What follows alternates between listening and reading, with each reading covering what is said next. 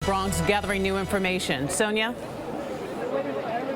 And Sade and Bill, I want to show you what we're looking at right now. We can see the sullen faces of fellow officers getting ready to salute their brother officer when his body is removed from the apartment. Of course, there are two bodies inside. We know that an off-duty NYPD officer is dead, and so is his father. And police believe the father was responsible for what they are investigating as a murder-suicide. Neighbors and family are calling it a tragedy, and they are struggling to comprehend it. A distraught family member wailed the father's name and said, "Why? Why did you do this?" Police believe the father shot his police officer's son and then turned the gun on himself, perhaps sometime overnight. Their bodies were found around noon today inside their fourth-floor, three-bedroom apartment. The building super says he heard a scream. It came from the wife of the officer's brother, he says, who found the father and son wounded, lying on a bed.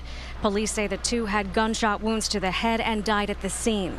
A gun was also recovered, and it's not clear if it was the officer's service weapon. The super tells us they're a good family, decent, hardworking, Dominican, like most of their neighbors here who are all friendly with this family.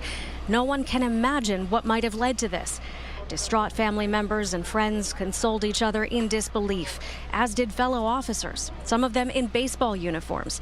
The off-duty officer who worked in Bronx narcotics was supposed to play a game with them today, and they came here worried when he didn't show. Police are not releasing the victims' names yet. They need to make sure that family members who are not in the country are notified. Neighbors tell us that the father was a retired cab driver and the son, again, an off-duty police officer, we're told, and we have a vehicle that is coming through here, so we need to move. But the off-duty officer, again, worked for Bronx Narcotics. He'd been an officer since 2018 for the last 5 years and was working toward becoming a detective. Again, fellow officers are getting ready to salute as his remains will be removed from the home.